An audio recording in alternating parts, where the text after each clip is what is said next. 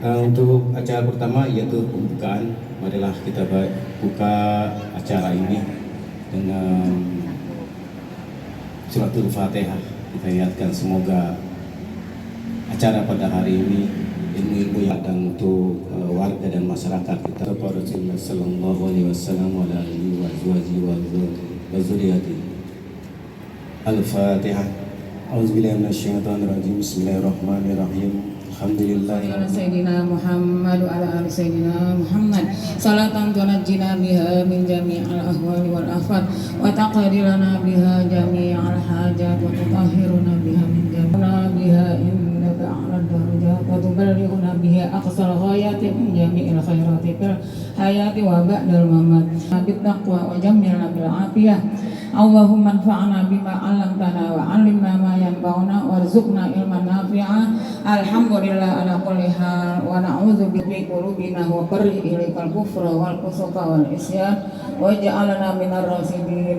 Allahumma arzuqna rizqan halalan thayyiban wasi'an katsiran mubarakah wa amalan mutaqabbala wa khuluqan hasana wa waladan shalihan bi rahmatika ya arhamar rahimin. Allahumma inna nas'aluka salamatan fi jasadina wa ziyadatan fi ilmina wa barakatan fi rizqina wa taubatan qabla al-maut wa rahmatal maut wa najatan minan nar wal 'afwa innal hisab. Rabbana atina fid dunya hasanah wa fil akhirati hasanah wa qina adzabannar. Wa sallallahu ala sayyidina Muhammadin wa ala alihi wa sahbihi wa sallam. Walhamdulillahi rabbil alamin. Amin ya rabbal alamin. Assalamualaikum warahmatullahi wabarakatuh. Waalaikumsalam warahmatullahi wabarakatuh.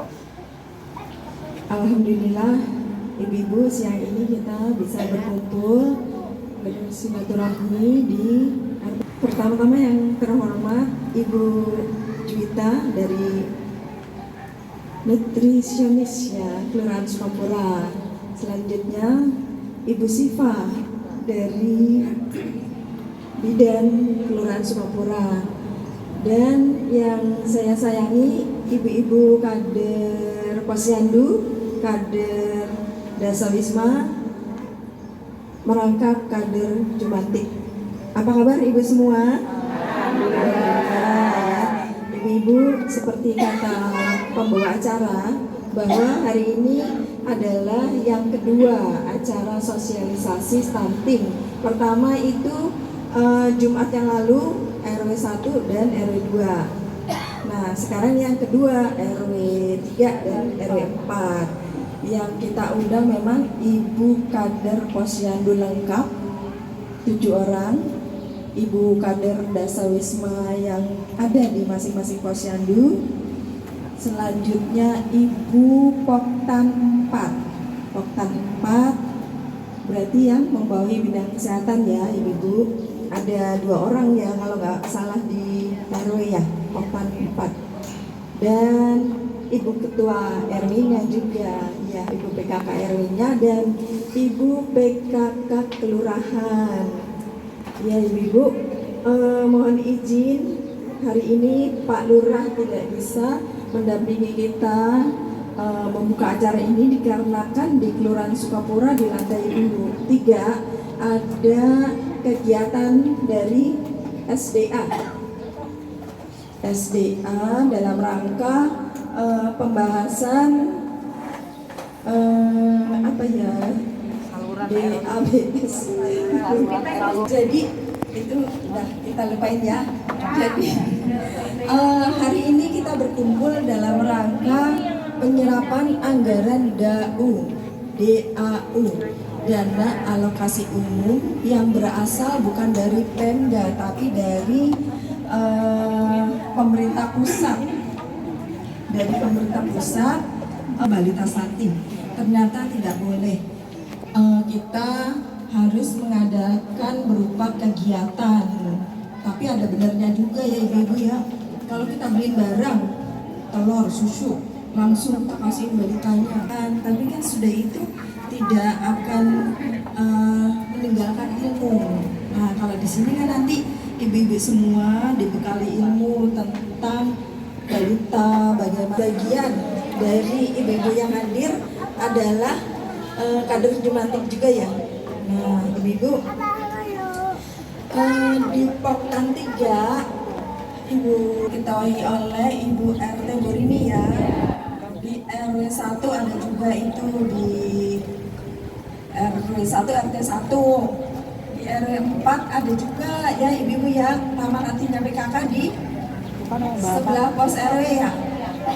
Tapi lagi itu ya di pos RW itu yang pos jaganya. RW 7 saya, kalau RW 7 saya lihat KUT ya, KUT juga itu lagi break dulu. Di RW 8 dulu di depan pos RW 9 itu ada di RT belakang itu dekat Masjid An-Nasru. RW 10 saya nggak lihat, tapi saya lihat kalau RW 10 itu di depan rumah warganya sudah ada. RW 11 nggak usah ditanya ya, itu ramah banget. RW 12 juga ada Indah nggak? Serta koordinator jumlahnya 131. Nah, titip pesan nih dari Pokja 3 menitipkan pesan. Nanti ibu-ibu yang koordinator yang ambil cuma dikit kaos, terus tas, terus dan lain-lain, sekalian barter. Jadi nanti saya kasih cuma dikit kaos dan lain-lain. Ibu-ibu juga memberikan ke saya berupa pohon. PKK.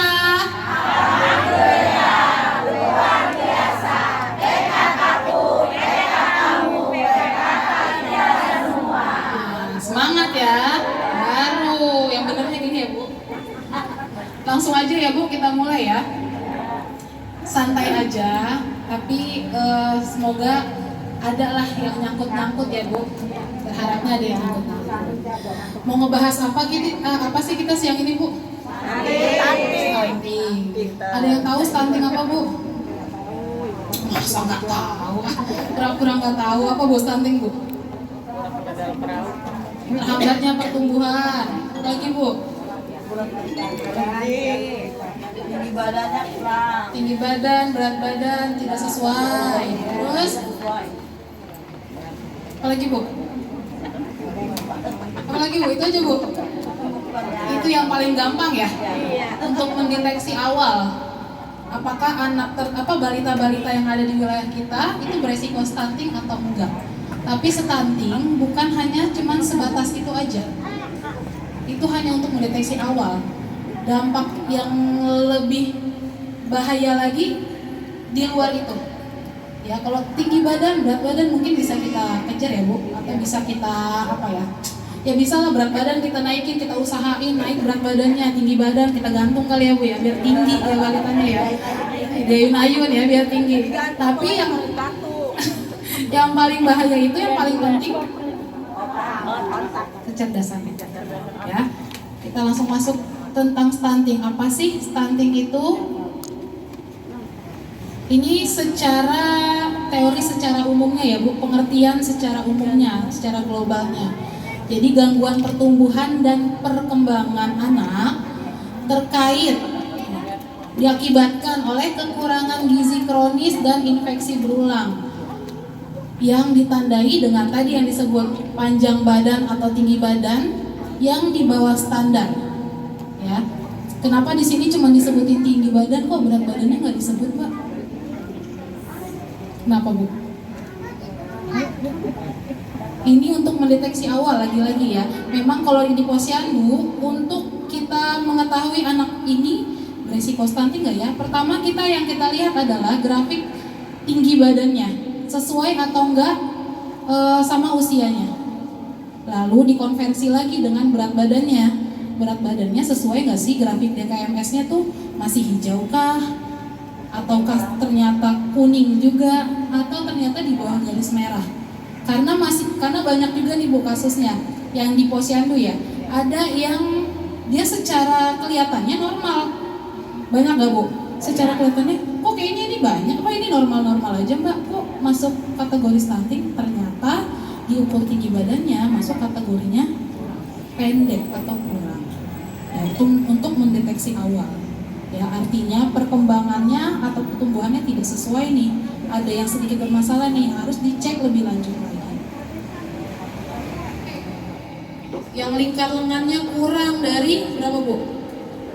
Normalnya? Kurang dari 23,5 cm.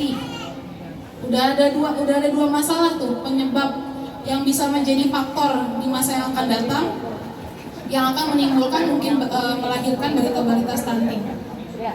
Ya, jadi yang harus diperhatikan itu mulai dari remaja putri. Ya, jadi kalau ibu-ibu di sini masih ada nih yang punya remaja-remaja putri, coba lebih diperhatikan lagi Bu, asupan makanannya. Ya, yang paling penting sekarang apa Bu? Pergaulannya juga. Ya. Setelah dari remaja lanjut tadi catin atau calon pengantin.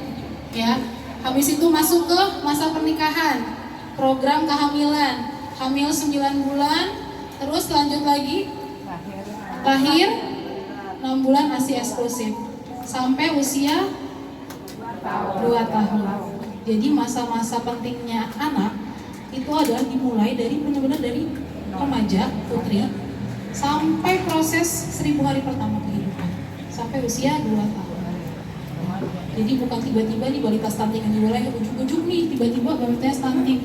Mungkin ada juga Bu yang mungkin grafik pertumbuhannya di KMS normal nih sebelumnya. Kok udah sampai usia 3 bulan, 4 bulan grafiknya semuanya oke Mbak, nggak ada masalah. Tiba-tiba di usia 4 bulan atau di usia 5 bulan terjadi penghambatan. Tiba-tiba berat badannya naiknya nggak sesuai sama yang seharusnya. Udah mulai tuh nanti grafiknya paham, update ilmu, update informasi mengenai stunting, terus anaknya dibilang stunting, dia nggak terima, marah-marah, bisa jadi dituntut Bu, ya. Jadi untuk menghindari hal-hal yang tidak diinginkan ya. Terus menurunnya kekebalan tubuh, rata-rata kalau anak-anak yang bermasalah gizi pasti rentan sakit ya Bu, pasti. Hampir setiap bulan entah penyakit batuk pilek berulang, atau demam atau diare. Itu udah hampir bisa dipastikan ya.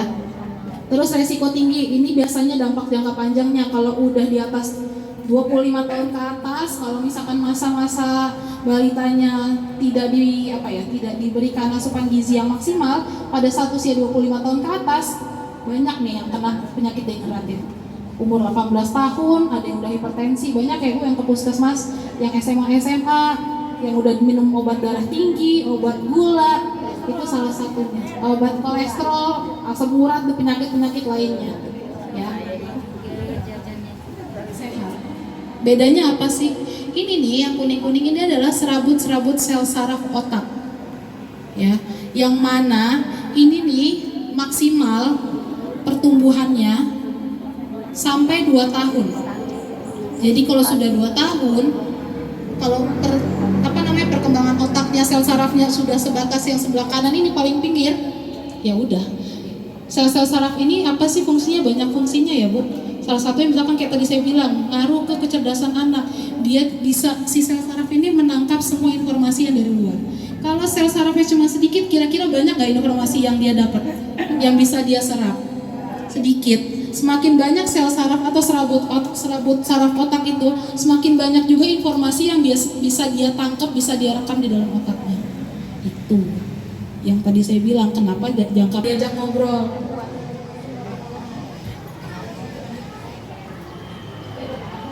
Lalu gimana sih cara pencegahan dan penanganan stunting? 20 tahun sebenarnya udah boleh menikah atau belum? Belum ya? Nah, belum. Karena apa? Karena usianya masih di bawah 20 tahun. Sebenarnya menyangkut kesehatannya nih. Jadi otomatis untuk menikah sekarang tidak bisa. Gitu. Kalaupun misalnya ada usia 18 tahun atau bisa 17 tahun dia mau nikah nih misalnya, terpaksa misalnya dia married by accident, misalnya dia hamil duluan gitu, terus harus menikah. Nah itu gimana caranya? Tahu nggak ibu-ibu? Nggak tahu ya Bu. Jadi informasinya masih tetap harus disuruh ke puskesmas ya. Jadi nanti minta tolong diinformasikan ke calonnya nih, mungkin kan keluarga keluarganya juga biasanya yang ngurus kayak RW ya. Jadi minta tolong dikasih tahu mereka harus ke pengadilan agama dulu. Jadi ke pengadilan agama itu nanti untuk dapat surat dispensasi untuk menikah gitu. Nah setelah dapat suratnya, nanti kan dia disidang dulu tuh di sana. Iya disidang mesti layak untuk nikah atau enggak gitu. Kalau tidak sebenarnya bayar juga bu sana aslinya juga. Malu juga. Cuman kan masalahnya ya mungkin orang tua malu juga. Terpaksa ya jadinya menikah kan gitu. Nah surat isi dispensasi itu sebenarnya harus kita baca dulu karena ada hakim yang keputusannya itu tidak memperbolehkan untuk menikah dan memperbolehkan. Jadi memang tergantung dari si pengadilan agama itu membolehkan atau enggak. Karena ada kasusnya dia dapat surat datang ke puskesmas, ternyata itu tidak diperbolehkan menikah, tapi ya dia marah-marah gitu. Tapi ya kita nggak bisa bikinin surat keterangan layak nikahnya atau sertifikatnya karena memang sebenarnya dia nggak layak untuk menikah gitu. Jadi harus dibaca dulu. Jadi kalau bisa ada Cati mau nikah usianya di bawah 20 tahun minimal 19 deh bu. 19 itu udah boleh dapat sertifikat layak nikah. Tapi kalau misalnya kurang dari 19 dia harus